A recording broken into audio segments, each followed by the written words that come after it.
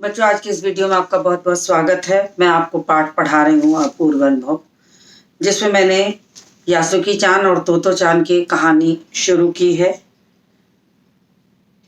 यासुकी चान पोलियोग्रस्त एक बालक है और तोतो चान उससे उम्र में छोटी है, लेकिन कोहनबुत्सु जाने वाली सड़क पर तोमोए में यहाँ पर हर एक बच्चे का एक पेड़ होता था, जिनकी निजी संपत्ति होती थी। वो उस पर खेलते थे, कूदते थे।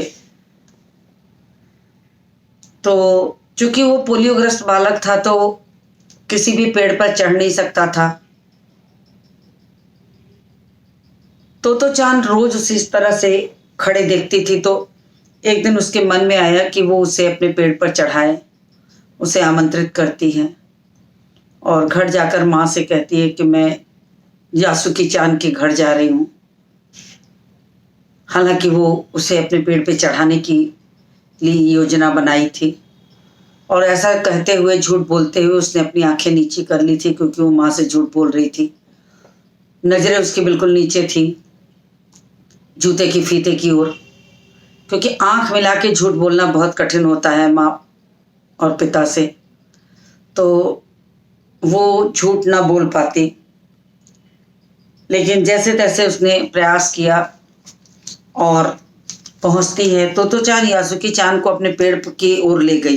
अब कैसे वो चढ़ाना शुरू कर रही, वो मैं आपको बताने चल रही हूँ। तोतो चान यासुकी चान को अपने पेड़ की ओर ले गई। उसके बाद वह तुरंत चौकीदार के छप्पर की ओर भागी, क्योंकि वो खुद उससे 1 साल छोटी थी।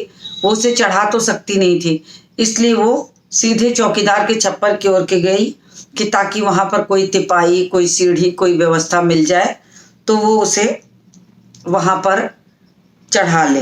वहां से वह एक सीढ़ी घसीटती हुई लाई, उसके तने के सहारे ऐसे लगाया जिससे वह द्विशाखा तक पहुंच जाए, और तने के सहारे लगा करके वो द्विशाखा तक पहुंचने का प्रयास करें। द्विशाखा मैंने आपको कल बोर्ड पे बना के दिखाया था कि पेड़ के मोटे तने से जब शाखाएं निकलती हैं और जब एक शाखा से 2 शाखा फूटती है, तो उस मध्य का जो भाग होता है, वो द्विशाखा, वो थोड़ा चौड़ा होता है।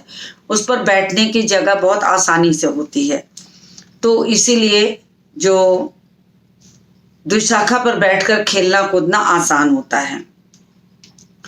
तो वो सीढ़ी घसीटती हुई लाती है और वहां लगाती है। वह कुर्सी के ऊपर चढ़ी और सीढ़ी के किनारे को पकड़ लिया। उसने कुर्सी के ऊपर चढ़ के सहारा दे करके कुर्सी पकड़ी, और तोतो चान जो थी यासुकी चान को पुकारने लगी कि आओ ऊपर चढ़ने का प्रयास करो।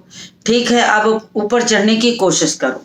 अब पोलियोग्रस्त बालक है, वो एक सीढ़ी पर पांव रख करके दूसरे पैर को उठाना उसके बस के बाहर की चीज थी।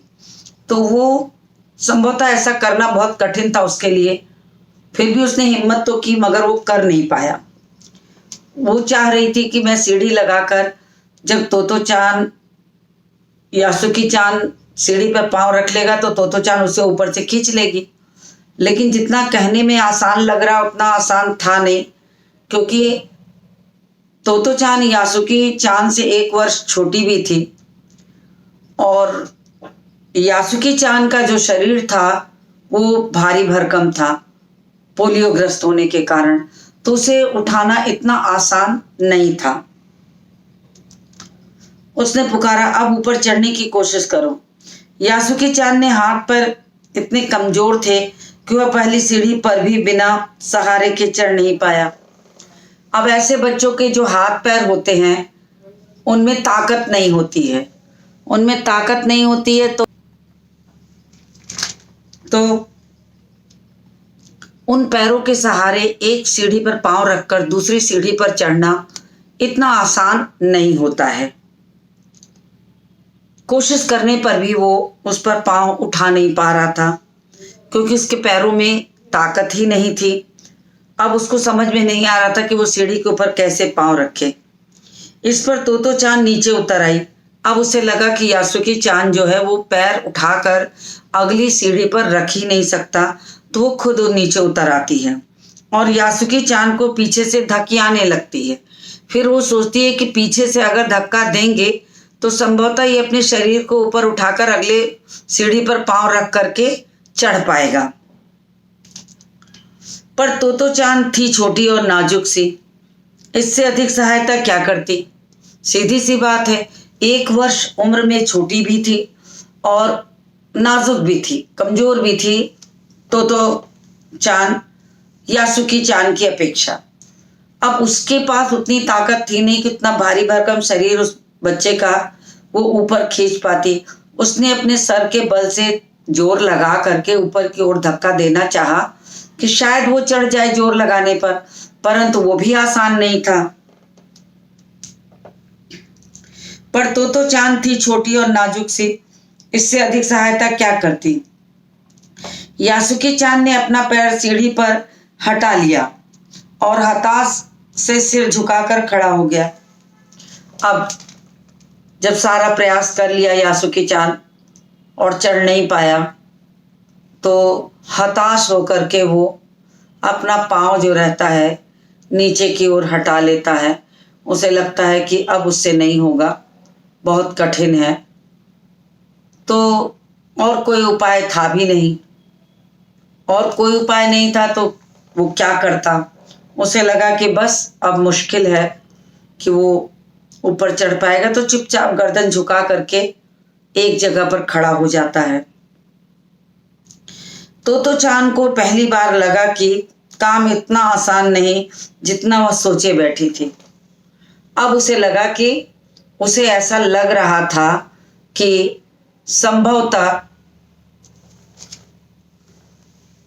संभवतः उसे चढ़ाना आसान है,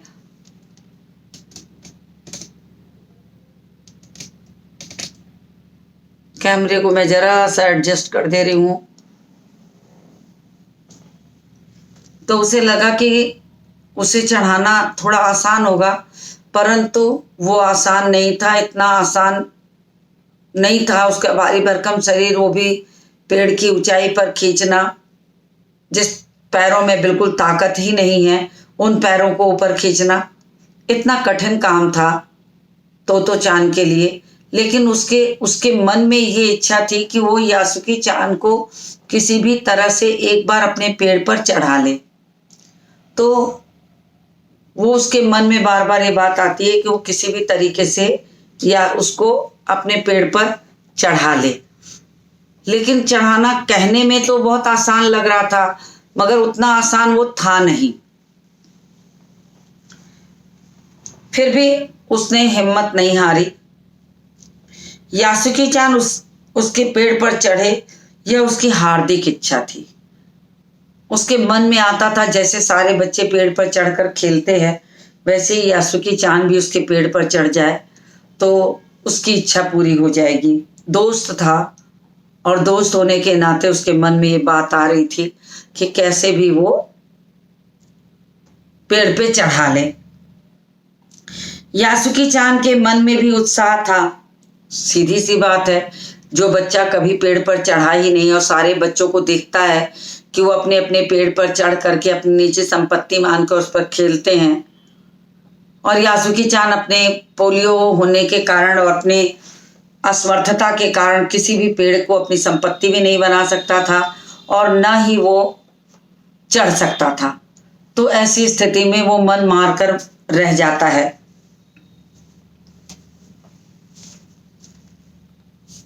तो उत्साह तो बहुत था, मगर उत्साह होने से ज्यादा कर्म करने में बहुत कठिनाई थी।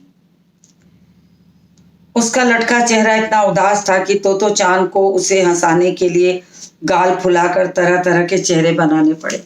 जब वो चढ़ नहीं पाता है तो बहुत उदास हो जाता है, उसका चेहरा मासूम सा लटक जाता है और उसे लगता है निराशा उसके हाथ लगती है। वो सोचता है कि मैं अब कभी नहीं चढ़ पाऊंगा, इतना प्रयास करने पर भी जब मैं नहीं चढ़ पाया तो मैं आगे भी नहीं चढ़ पाऊंगा। तो बहुत उदास हो जाता है। उसकी उदासी देखकर तोतो चांद को दुख होता है, इसलिए वो सोचती है इसे किसी भी तरह से हंसाऊं। तो वो अपना मुंह फुलाकर गाल फुला फुलाकर उसे तरह तरह का चेहरा बनाकर दिखाने लगती है कि ताकि वो हंस दे और उसके मन का जो दुख है वो कम हो जाए। ठहरो, एक बात सूझी है। फिर वो चौकीदार के छप्पर की ओर दौड़ी। अचानक उसे लगा कि कुछ और उपाय करते हैं और हो सकता है मैं चढ़ा ले जाऊं। तो फिर उसे याद आता है कि चौकीदार के छप्पर में चलकर कोई और साधन ढूंढना चाहिए। फिर वो चौकीदार के छप्पर की ओर भागती है और उलट पुलट करके सब चीज देखने लगती है। आखिरकार उसे एक तिपाही सीढ़ी मिल जाती है। तिपाही सीढ़ी 3 पैर वाली स्टूल, जिसको कहते हैं स्टूल की तरह वाली, वो मिल जाती है। अब उसको तो पकड़ना नहीं था, वो तो आराम से स्थिर रहती। सीढ़ी को तो एक ओर से दबाना पड़ता, दूसरे ओर से उसे धक्का देना था, तो वो चढ़ाने में सीढ़ी फिसल सकती थी, तो गिरने की उम्मीद थी। लेकिन तिपाही सीढ़ी पर ये उम्मीद नहीं थी। अगर वो पैरों से दबा लेती और जोर से धक्का देती तो उम्मीद थी कि यासुकी चान चढ़ सकता था। तो उसने कोशिश की कि एक तिपाही सीढ़ी तब तक उसको मिल जाती है, जिसे थामे रहना भी जरूरी नहीं था। अब उसको दबाकर पकड़े रहना जरूरी नहीं था, बस उसको रख देना था। वह तिपाही सीढ़ी को घसीट कर ले आई तो अपनी शक्ति पर हैरान होने लगी। छोटी सी तोतो चान, लेकिन मन में इतना उत्साह कि किसी भी तरह से यासुकी चान को पेड़ पे चढ़ाना है। वो भूल गई कि उससे इतनी बड़ी तिपाही सीढ़ी नहीं खींची जाएगी। पूरी ताकत से खींचते हुए घसीटते हुए वो उसे ले आती है और ले आने के बाद उसे वहां खड़ा कर देती। उसे काफी पसीना आ रहा था। अब तिपाही सीढ़ी खींचते खींचते वो पसीने से बिल्कुल भीग जाती है। पेड़ की ओर देखा, निश्चय के साथ पांव उठाकर पहली सीढ़ी पर रखा। अब वो लाकर दुशाखा से एकदम टिकाकर उसको रख देती है और सीधे सीधे यासुकी चान को समझाने लगती है कि देखो, डरना मत, डरना मत। उसने बड़ी बहन की सी आवाज में कहा, छोटी होते हुए भी जैसे उसने बड़ी बहन को ही समझाती है उस तरह से उसने समझाया कि डरना मत, मैं तुम्हारे साथ खड़ी हूं। ये बिल्कुल हिलेगी नहीं तिपाही सीढ़ी, मैं इसको पकड़े हूं, तुम आराम से पांव उठाओ और इस पे रखो, डगमगाएगी भी नहीं और हिलेगी भी नहीं। यासुकी चान ने घबरा कर तिपाही सीढ़ी और पसीने से तरबतर तोतो चान की ओर देखा। अब यासुकी चान को लगा कि एक तो वो देखता है कि तोतो चान पसीने से तरबतर हो गई है, भीग गई है बिल्कुल, और तिपाही सीढ़ी की ओर देखता है कि वो चढ़ भी पाएगा। इतनी मेहनत से उसने उस सीढ़ी को घसीट के लाया है, तो वो चढ़ भी पाएगा कि नहीं। अब दोनों बड़ी असमंजस की स्थिति में उसके सामने थी। एक तो तोतो चान का उतनी भारी सीढ़ी घसीट कर लाना, पसीने से भीग जाना, और उस पर से यासुकी चान का उस पर चढ़ पाना। उसने पेड़ की ओर देखा और तब निश्चय के साथ पांव उठाकर पहली सीढ़ी पर रखा। अब उसने क्या किया, एक और पेड़ की ऊंचाई को निहारा, फिर सीढ़ी को देखता है, फिर कोशिश करता है कि अगर तोतो चान ने इतने परिश्रम से सीढ़ी ले आई है तो उस पर पाँव मुझे रखना चाहिए। तो उसने अंदर से हिम्मत जगाई और उठा करके पाँव को पहली सीढ़ी पर रखने की कोशिश की। उन दोनों को यह बिल्कुल भी पता न चला कि कितना समय यासुकी चान को ऊपर चढ़ाने में लगा। बिल्कुल भी इस बात का न यासुकी को न तोतो चान को, दोनों को इस बात की तनिक भी चिंता नहीं थी कि बहुत ज्यादा समय लग रहा है उसको चढ़ाने में। बस एकमात्र उत्साह था कि किसी भी तरीके से उसको चढ़ा दिया जाए, और चढ़ाने के लिए ही उसका सारा प्रयास था। तो उसने हिम्मत जुटाई और चढ़ाने की कोशिश करने लगी। तो उसे नहीं पता, दोनों को इस बात का अनुमान नहीं लगता कि वो कितनी देर में चढ़ा पाई, लेकिन बहुत प्रयास के बाद उसने पहली सीढ़ी पर पांव रख दिया और फिर ऊपर तक वो सहारा देते हुए, ढकेलते हुए ऊपर की ओर तक पहुंचाई। सूरज का ताप उन पर पड़ रहा था और दुशाखा तक वो पहुंच गए और धूप बिल्कुल सीधी उनके मुंह पर पड़ रही थी। पर दोनों का ध्यान यासुकी चान के ऊपर तक पहुंचने में रमा था। तो अब यासुकी चान का और तोतो चान का, दोनों का ध्यान न तो सूरज पे था, न उससे आने वाली धूप पर था, न चेहरे पर पड़ने वाली गर्मी पर था। बस उसका ध्यान तो था कि कैसे यासुकी चान बिल्कुल ऊपर जो है वहां तक पहुंच जाए। और वो भी टकटकी बांधे पेड़ की ओर देख रहा था कि किस तरह से वो वहां तक पहुंच सकता है। यासुकी चांद पूरी शक्ति के साथ जूझ रहा था और आखिर वह ऊपर पहुंच गया। लेकिन इतने परिश्रम के बाद उसने अपने सिर के पिछले हिस्से से उसको धक्का देते हुए, स्थिर करते हुए, पूरा उसके शरीर का भार अपने ऊपर संभालते हुए उसे पूरी शक्ति के साथ ऊपर तक पहुंचाती है और बड़ी जूझते हुए वो द्विशाखा तक पहुंचता है और आखिरकार पहुंच जाता है। मतलब कहने का ये हुआ कि तोतो चांद की परिश्रम रंग लाई। उसने जो ठान रखा था कि वो किसी भी तरीके से यासुकी चांद को अपने पेड़ पर चढ़ा के रहेगी, तो उसने कर दिखाया। कितनी बड़ी बात है एक छोटे से बच्चे के लिए कि अगर उसने ठान लिया तो वो काम कर लिया। कहने का तात्पर्य यदि कोई वास्तव में इस बात को सोच ले कि उसे ये काम करना ही है, जब वो दृढ़ निश्चयी हो जाएगा तो वो काम कितना भी बड़ा हो वो उसे कर ले जाएगा। यासुकी चांद के लिए तोतो चांद को चढ़ाना आसान काम नहीं था, बहुत कठिन काम था। लेकिन उसने हिम्मत नहीं हारी क्योंकि उसने दृढ़ निश्चय कर लिया था कि जैसे सारे बच्चे पेड़ पर चढ़कर खूब आनंद लेते हैं, वैसे ही मैं एक दिन तोतो चांद ने कहा कि मैं एक दिन यासुकी चांद को भी अपने पेड़ पर आमंत्रित करके चढ़ाऊंगी, ताकि उसे भी और बच्चों के समान ही खुद को महसूस करे और मालूम हो। तो वो ये बड़ी हिम्मत की बात उसने की। और जब वो चढ़ गया ऊपर तक तो वो बड़ी खुशी से अचानक उसकी परिश्रम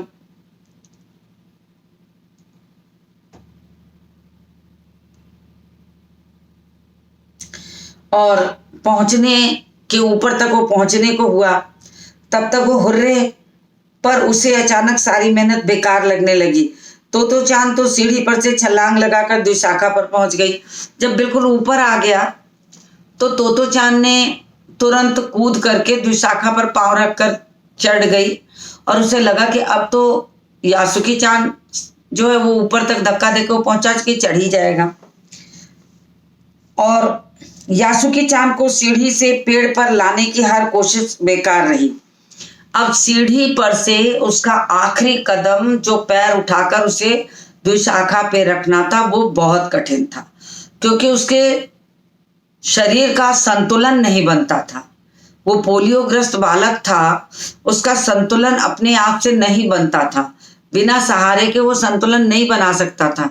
ऐसी स्थिति में चढ़ाने में अगर तोतो चांद से रंच मात्र भी चूक हो गई तो ऊपर से पेड़ से नीचे गिर सकता था। लेकिन इतनी बड़ी हिम्मत करके तोतो चांद उसे ऊपर की ओर खींचने के लिए पूरा प्रयास लगा करके, जी जान लगा करके कि उसे कैसे भी द्विशाखा तक पहुंचा ले। ऊपर तक तो वो आ चुका था, तो द्विशाखा तक चढ़ा ले। यासुकी चांद को सीढ़ी से पेड़ तक लाना हर कोशिश बेकार रही। यासुकी चांद सीढ़ी थामे तोतो चांद की ओर ताकने लगा। अब यासुकी चांद को समझ में नहीं आ रहा था कि वो तोतो चांद से क्या कहे, कैसे कहे, कि वो चढ़ नहीं पा रहा है। उसके अंदर भी उत्साह था, लेकिन वो टकटकी बांधे तोतो चांद की ओर देख रहा था कि क्या करूं, कैसे करूं। उसके शरीर में तो ताकत थी नहीं। तोतो चांद को जब उसकी असमर्थता को वो देखती है तो उसकी आंखों से आंसू भर आते हैं, रुलाई आने लगती है कि अब क्या करूं, इतना ऊपर तक तो मैं चढ़ा लिया इसे, अब मैं इसे द्विशाखा पर कैसे खींचूं। उसने चाहा कि यासुकी चांद को अपने पेड़ पर आमंत्रित कर तमाम नई नई चीजें दिखाएगी, और मन में क्या उत्साह था कि अगर मैं उसे अपने पेड़ पर चढ़ा लूंगी तो जो सारे बच्चे दूर तक तोमोए में जो दूर दूर तक देखते हैं वो उसे भी देखने का अवसर प्राप्त हो जाएगा। उसे भी लगेगा कि वास्तव में तोमोए के हर पेड़ को संपत्ति बनाए हैं, बच्चे खेलते हैं तो उन्हें कुछ सुख मिलता है। वो सुख का अनुभूति यासुकी चान को भी मिल जाएगी। ये सोचकर वो बहुत खुश हो रही थी, लेकिन जब नहीं चढ़ पाता तो वो दुखी बहुत होती है, आंखों में आंसू भरे, मगर वो रोई नहीं। उसे ये लग रहा था कि अगर वो रो देगी तो यासुकी चान जो है वो कमजोर पड़ जाएगा, जो उसने अपनी हिम्मत बना रखी है वो भी कमजोर हो जाएगी, तो उसके लिए बहुत मुश्किल होगी। उसे डर था कि उसके रोने पर यासुकी चान भी रो पड़ेगा। सीधी सी बात है, क्योंकि तोतो चान ने बहुत मेहनत की थी उसको ऊपर चढ़ाने के लिए। बस आखिरी कदम बचा था जो सीढ़ी से एक पांव ऊपर रखने का था। शरीर का संतुलन न बनने के कारण वो इस चीज को कर नहीं पा रहा था, और तोतो चान को लग रहा था कि अगर वो ऊपर चढ़कर उसे खींचेगी तो पहुंचा देगी। मगर एक छोटी और कोमल बच्ची के लिए भारी भरकम शरीर वाले पोलियोग्रस्त यासुकी चान को चढ़ाना इतना आसान नहीं था। तो उसको रुलाई आने लगी कि अब क्या करूं। यासुकी चान का पोलियो से पिचकी और अकड़ी उंगलियों वाला हाथ अपने हाथ में थाम लिया, लेकिन उसने हिम्मत नहीं हारी। उसने पोलियोग्रस्त उसका हाथ, चिपटा पतला छोटा सा हाथ, उसको उसने अपने हाथ में लिया।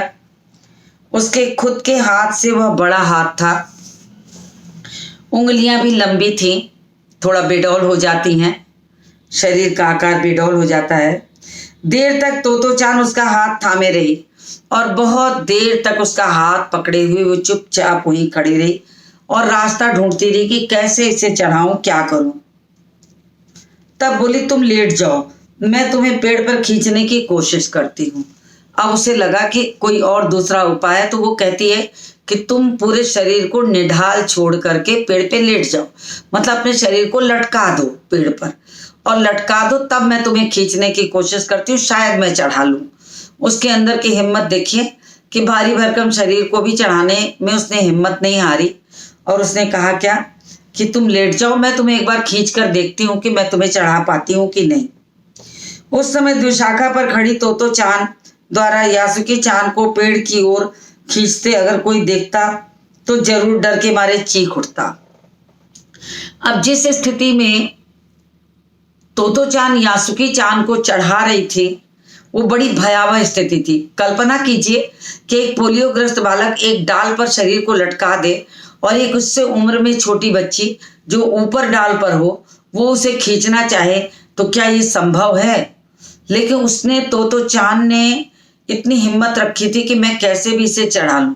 लेकिन अगर कुछ 19-20 होता, जरा सा भी अगर इधर उधर होता पैर, तो दो के दोनों नीचे जमीन पर गिर जाते पेड़ की डाल से। तो यासुकी चान तो पोलियोग्रस्त था ही, और तोतो चान की भी हड्डियां न बचती क्योंकि वो भी छोटी थी। लेकिन इतने के बावजूद भी वो हिम्मत नहीं हारती है। लेकिन उस स्थिति में अगर कोई उसे देख लेता कि जैसे वो चढ़ा रही थी, तो संभवतः गले से एक चीख निकल जाती कि कैसे इन बच्चों को संभालें। पर यासुकी चान को तोतो चान पर पूरा भरोसा था।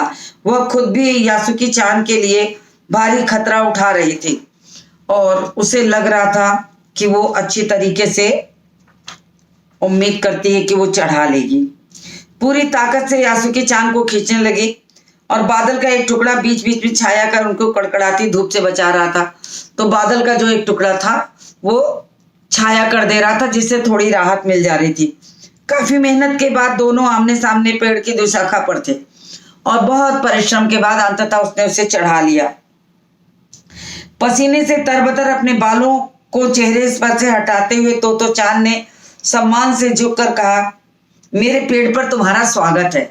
जैसा कि सभी बच्चे एक दूसरे के पेड़ पर चढ़ने के पहले सहमति लेते हैं, ठीक वैसे ही उसने भी बड़ी खुशी खुशी कहा, क्योंकि बड़ी परिश्रम के बाद वो चढ़ पाया था। तो उसने कहा कि तोतो चान ने उससे कहा कि मेरे पेड़ पर तुम्हारा स्वागत है। यासुकी चान डाल के सहारे खड़ा था, कुछ झिझकता हुआ मुस्कुराया। तब उसने पूछा, क्या मैं अंदर आ सकता हूँ? तब उसने बड़े प्यार से कहा कि क्या मैं अंदर आ सकता हूँ। हालांकि तोतो चान ने ही उसे चढ़ाया था, लेकिन जो वहां का नियम था उसका पालन करते उसने आज्ञा ली। उस दिन यासुकी चान ने दुनिया की एक नई झलक देखी। एक पोलियोग्रस्त बालक के लिए पेड़ के ऊपर चढ़कर दुनिया की नई झलक देखना एक नया अनुभव था, पहले कभी न देखा था। तो ऐसा होता है पेड़ पर चढ़ना। तब उसे लगता, अच्छा पेड़ पे चढ़कर ऐसा लगता है। यासुकी चान ने खुश होते हुए कहा। वे बड़ी देर तक पेड़ पर बैठे बैठे इधर उधर की गप्पे लड़ाते रहे। अब दोनों दोस्तों को लगता था दुनिया की सबसे बड़ी जंग वो जीत लिए हैं। मेरी बहन अमेरिका में है, उसने बताया कि वहां एक चीज होती है, टेलीविजन। यासुकी चान उमंग से भरा बता रहा था और उसने अपनी घर की बातें बतानी शुरू की कि उसकी बहन के यहाँ टेलीविजन है। वह कहती है कि जब वह जापान में आ जाएगा तब हम घर बैठे बैठे ही सुमो कुश्ती देख सकेंगे। फिर उसने इधर उधर की बातों में बताया कि जापानी कुश्ती देखने का मुझे, जब मैं वहां जाऊंगा तो मुझे मिलेगा। वह कहती है कि टेलीविजन जो होता है वो एक डिब्बे जैसा होता है, उसमें सब कुछ चित्र जैसा दिखाई देता है। जब तक लोगों ने टेलीविजन नहीं देखा था तब तक लोगों को ये टेलीविजन भी एक आश्चर्य में डालने वाली चीज थी। तोतो चान उस समय यह तो न समझ पाई कि यासुकी चान के लिए जो कहीं कहीं भी दूर तक चल नहीं सकता, वह घर बैठे चीजों को देख लेने से क्या अर्थ होंगे।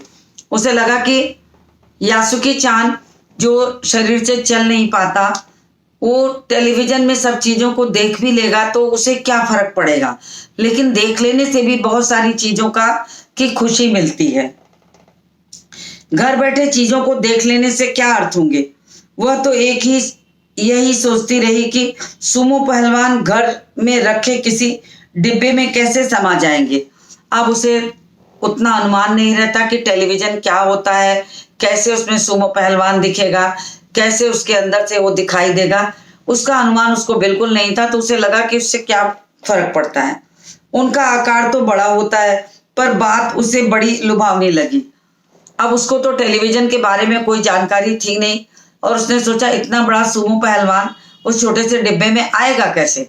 तो अगर टेलीविजन के बारे में जानकारी नहीं थी तो वो क्या करता, और उसको भी आश्चर्य था। तो दोनों उसी टेलीविजन के बारे में बातें करते रहते हैं। उन दिनों टेलीविजन के बारे में कोई नहीं जानता था, क्या होता है, कैसा होता है, कैसे उसमें चित्र आते हैं, कैसा लगता होगा, क्योंकि तब रेडियो का जमाना था। गाना सुनना और कहानी सुनना, नाटक सुनना होता था। देखने की चीजें नहीं किसी ने देखी थी, तो थोड़ा आश्चर्य में डालने वाली चीज थी। पहले पहल यासुकी चान ने ही तोतो चान को उसके बारे में बताया और सबसे पहले यासुकी चान को जो खबर लगी थी उसने अपनी दोस्त तोतो चान को टेलीविजन के बारे में नई नई जानकारी दी। पेड़ मानो गीत गा रहे थे और दोनों बेहद खुश थे। यासुकी चान के लिए पेड़ पर चढ़ने का यह पहला और अंतिम मौका था। पहला और अंतिम मौका क्यों था? क्योंकि एक पोलियोग्रस्त बालक के लिए एक पेड़ पे चढ़ना बिल्कुल आसान नहीं था। जिस खतरे का सामना करके तोतो चान ने यासुकी चान को पेड़ पे चढ़ाया था, वह संभवतः आज के बाद दोबारा नहीं हो पाएगा। क्यों? क्योंकि उसके शरीर में तो बिल्कुल ताकत नहीं थी। फिर भी पता नहीं कहाँ के उत्साह के कारण, भीतरी शक्ति के कारण, कि उसने ठान लिया था कि वो अपने पेड़ पर यासुकी चान को चढ़ा कर रहेगी। तो उसने वो कर दिखाया। लेकिन वास्तव में ये पहला और आखिरी मौका है। ऐसे बालक को बार बार पेड़ पर चढ़ाना उतारना इतना आसान नहीं होता है। अगर कोई दुर्घटना हो जाएगी तो वो उससे भी बुरी स्थिति में आ जाएगा। तो ऐसी स्थिति में हम ये कह सकते हैं कि वास्तव में तोतो चान के अंदर जो हिम्मत थी, वो हिम्मत यदि किसी व्यक्ति के अंदर, किसी बालक या बालिका के अंदर है, तो वो दुनिया की कोई भी जंग जीत सकता है। जो चीजें हम ये मान के चले कि जो चीजें हमारे हिम्मत के बाहर है और उसके लिए भी हम करते हैं, तो उसका परिश्रम, उसकी हिम्मत ने ही एक पोलियोग्रस्त बालक को पेड़ पे चढ़ाने की हिम्मत दी। एक बड़ी तिपाही सीढ़ी खींच के लाना, उसको पेड़ पे लगाना, पीछे से धक्का देना, ऊपर से चढ़ाना, बड़े बड़ों की हिम्मत हिल जाएगी।